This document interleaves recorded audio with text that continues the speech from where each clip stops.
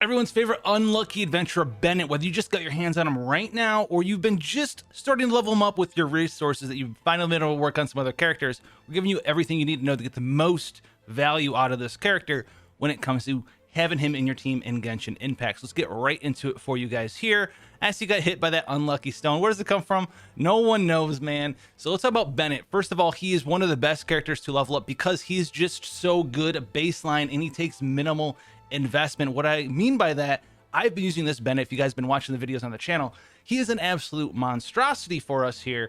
If you know how he works, you just need to give him just a little bit of stats here and there, and he's gonna do everything you need to have for him. So I've actually not leveled up any of his artifacts for a long time. You can see there's a plus 12, a 3, a 12, a 4, a 9. He's wearing a blue and in some purples here. And this is going to be a good way for you guys to just understand how little investment you need for this character. Now, the set that he's wearing is the 4-piece of the Exile. The 2-piece bonus is very prevalent for this character.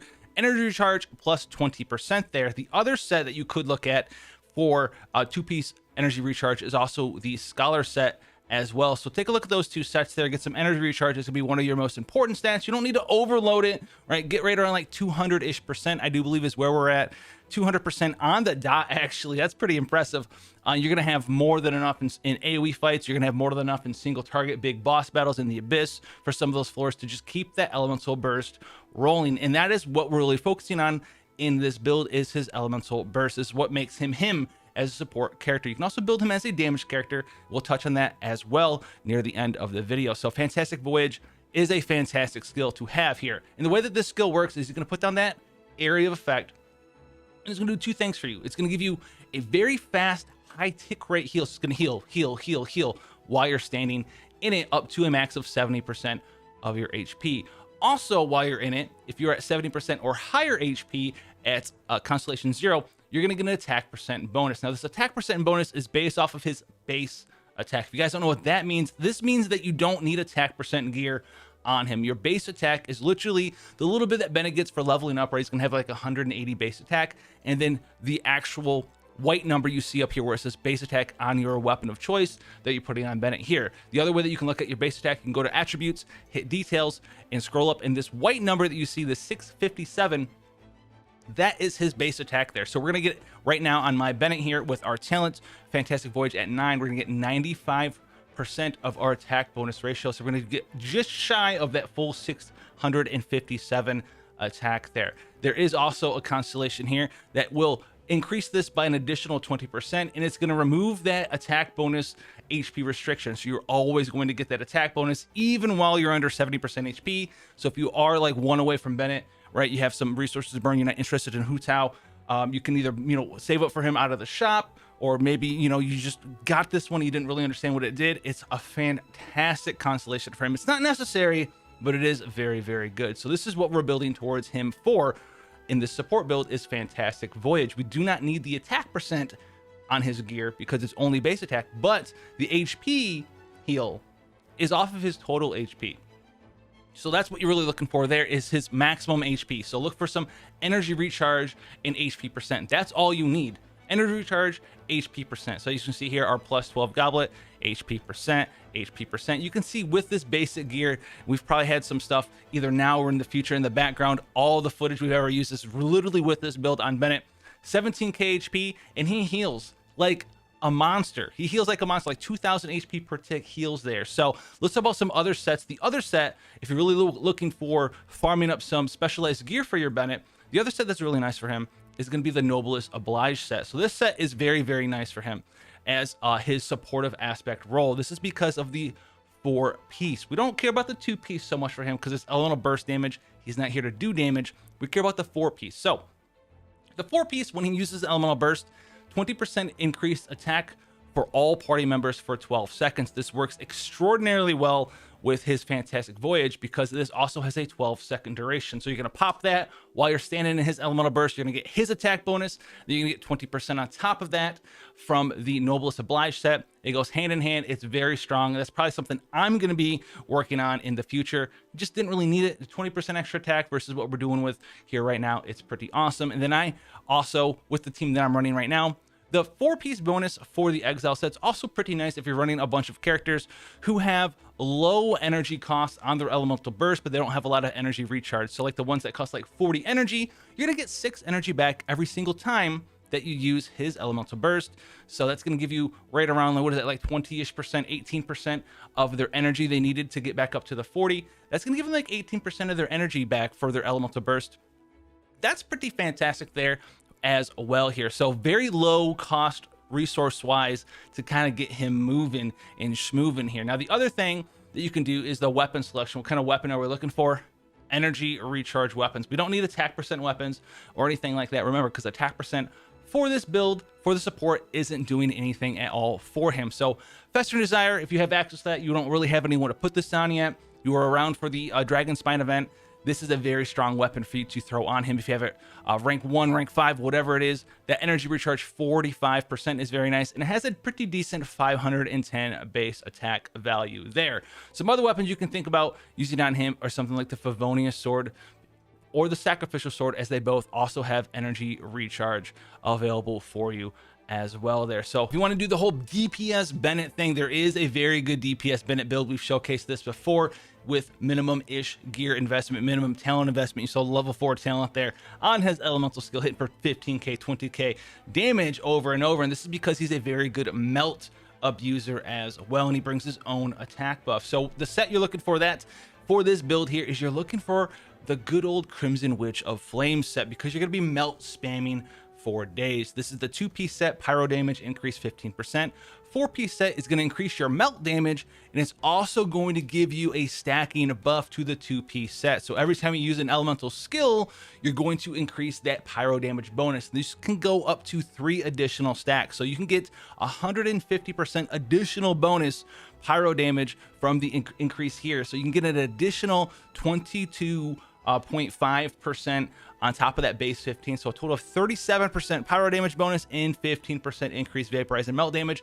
This is very easy to stack up on him because of the way that his talents do indeed work here. And this is because some of the other parts of Fantastic Voyage for this character, due to his ascensions, is going to help him out a lot. So Passion Overload's cooldown is going to be decreased by 20% from Ascension 1.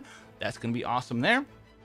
And then Fear Not here is another amazing ascension. Remember, these are ascensions, not constellations, so you get these for free. You don't need duplicate characters for this. You're going to be decreasing that cooldown by an additional 50% while he's standing within his own elemental burst, the Fantastic Voyage area of effect. This is amazing, and the way that you're going to abuse this is you go ahead and you take a look at how this skill scales up here. You go to skill attributes, and you can see that at level 1, where you just press it, 172% right here at level 4 talent level. It's a 5-second cooldown, but this is going to be reduced by both of these. So you have a 50% cooldown reduction plus another 20% cooldown reduction. You're looking at literally like 2-ish seconds cooldown there. This allows you to drop your elemental burst E, and then while that's going on, you're going to have a cryo character, right? Someone like Kea in your party, someone like Ganyu in your party, someone like Chongyun in your party, which will allow you to apply those melt effects, because you're going to apply cryo, and then you're going to use this eat 'em out, and you're going to apply cryo, and then you're going to use this eat 'em out and apply cryo and eat 'em out. You don't want to charge at level 1, 2, or 3. You don't want to charge any of this stuff up, because that's going to increase the cooldown of his elemental skill. You're not going to have that 2-second cooldown elemental skill anymore. You're going to have that 6-second cooldown elemental skill. You just don't want to do that. You just want to E them over and over and over. Get as many E's in there as possible. That's going to give you the most amount of damage possible as well. And sadly, my favorite weapon for that damage dealing build is the Festering Desire. It's got everything you want. Energy recharge, we have pretty fast ultimate, because this build really wants that ultimate to be up, because it's going to give you that 2-second cooldown on that elemental skill. On top of that, decent base attack like we talked about before. Elemental skill damage increased by 32%. Elemental skill crit rate increased by 12% as well. Also an amazing passive here if you have the refinement rank 5 version. Otherwise, you're going to be looking at having to use some other options here. Some other stuff that you can use here. You can use the Harbinger of Dawn here, especially if you're very good at, dodging a little bit in and out. If your HP is above 90%, you're going to get 28% crit rate, and this gives you 46% crit damage. You're losing a small amount of base attack here, 401 to 510. You could use this one as a starter weapon. It's a blue weapon. It is also very nice. If you have the black sword laying around, this just has the crit rate for you. It's nothing super phenomenal because you're not doing damage with normal attacks. You're not doing damage with charge attacks. Okay, also is going to help you regenerate that HP up, especially if you're using him as a damage dealer right at Constellation 0. You're going to want him to be at 70% HP or higher, so he gets that attack buff up as well. That's another interesting choice for you there. The other weapons, really, guys, honestly, I'd love to sit here and tell you that every weapon is a fantastic weapon. Every 3-star weapon is a fantastic weapon to use, and tell you how great it is, and to tell you to subscribe to the channel because we have all the hidden secrets here. A lot of the other ones really aren't all that great, right? Like the Lion's Roar, we don't really care all that much.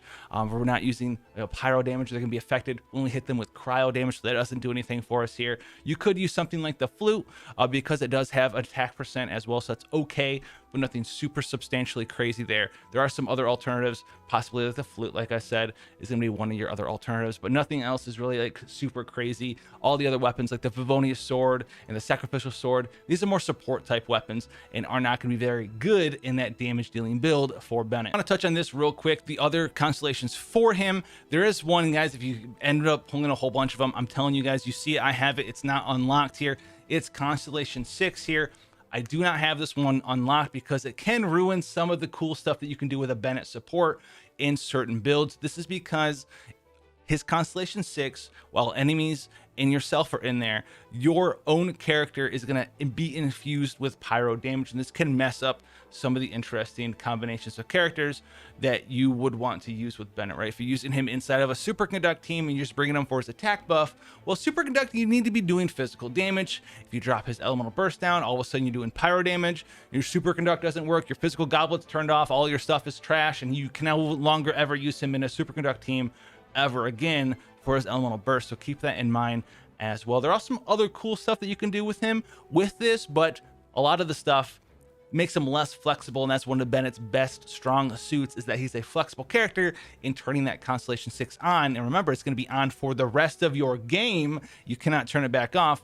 Is going to ruin his flexibility in a lot of situations there. The other ones here really are not all that great, right? Maybe you can get the upgraded levels, but that's it. Like Constellation 2 is not insane. Constellation 4 is also not that insane as well. So hopefully you guys learned everything that you need to know about getting the most value out of Bennett in Genshin Impact in patch 1.3. Let me know how you guys have been using him down below. Let me know if you've finally gotten out of the train. Bennett is so unlucky. And make sure you subscribe for more content. We're going over Hu Tao and stuff in the coming days as well. And we have that new banner to go over on top of that with the Hu Tao action coming up soon. So if you want to see that stuff, make sure you subscribe. Make sure you like the video. It helps out a ton, guys. Helps out a ton. The community posts to get more likes in the videos for some reason. You guys are awesome, though. Thanks so much. Bennett's ready to go, and I'll see you guys in the next one. Take care, guys.